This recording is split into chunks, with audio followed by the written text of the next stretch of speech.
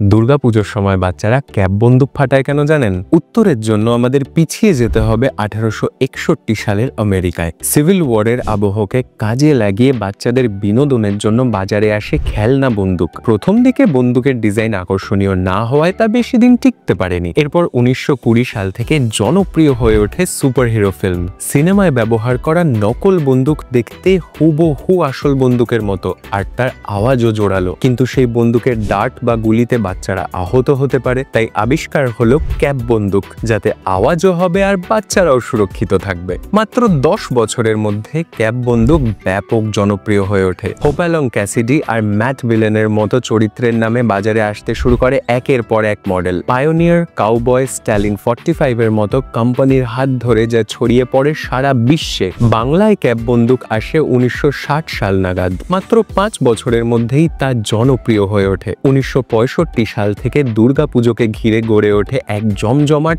শিশু কেন্দ্রিক ব্যবসা। 90 দশকের ক্যাপ্টেন স্পার্কের নস্টালজিয়ায় আজও বহাল তবিয়তে বেঁচে আছে ক্যাপ বন্দুক। ফলো করুন আনন্দবাজার.com।